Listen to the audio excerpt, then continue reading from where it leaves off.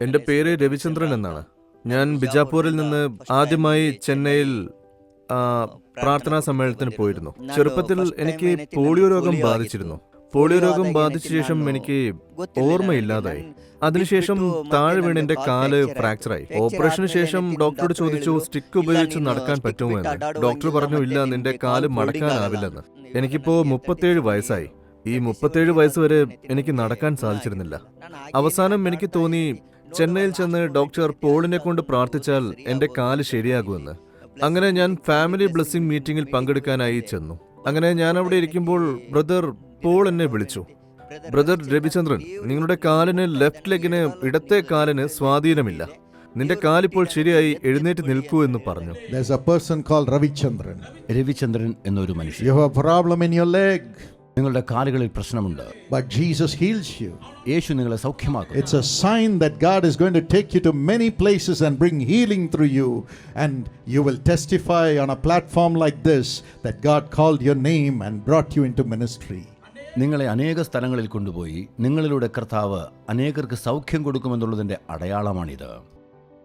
മാത്രമല്ല, ഇതുപോലെയുള്ള വേദികളിൽ നിങ്ങൾ കർത്താവിൻ്റെ സാക്ഷിയാകുന്ന അവസരങ്ങളും ഉണ്ടാകും. Rise up. എഴുന്നേൽക്കുക. Thank you, Jesus. യേശുവേ നന്ദി. എനിക്ക് അദ്ദേഹത്തെ പരിചയമില്ല. ആദ്യമായിട്ടാണ് ഞാൻ അദ്ദേഹത്തെ കാണുന്നത്. കാണാനുള്ള ആഗ്രഹത്തോടെയാണ് ഞാൻ ചെന്നത്. അദ്ദേഹം എന്നോട് ഒന്നും ചോദിച്ചില്ല, ഒന്നും സംസാരിച്ചില്ല. പിന്നെ എങ്ങനെയാണ് എൻ്റെ കാലിൻ്റെ കാര്യം അദ്ദേഹം അറിഞ്ഞതെന്ന് ഞാൻ ഷോക്കായി.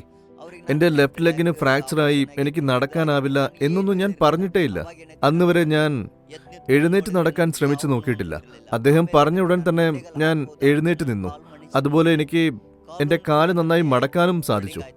എൻ്റെ കാലിന് റോഡിട്ടപ്പോഴും ഞാൻ ഡോക്ടറോട് ചോദിച്ചപ്പോൾ അദ്ദേഹം പറഞ്ഞു ഇല്ല, നിനക്ക് നടക്കാനാവില്ല. ഇന്ന് എൻ്റെ കാല് പൂർണ്ണമായും ശരിയായി, ഞാൻ നടക്കാൻ തുടങ്ങി.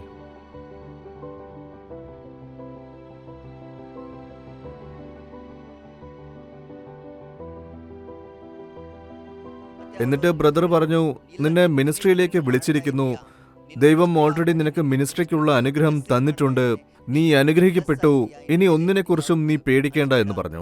അങ്ങനെ ബ്രദർ എനിക്ക് ഒരുപാട് ധൈര്യം തന്നു. It's a sign that God is going to take you to many places and bring healing through you, and you will testify on a platform like this that God called your name and brought you into ministry.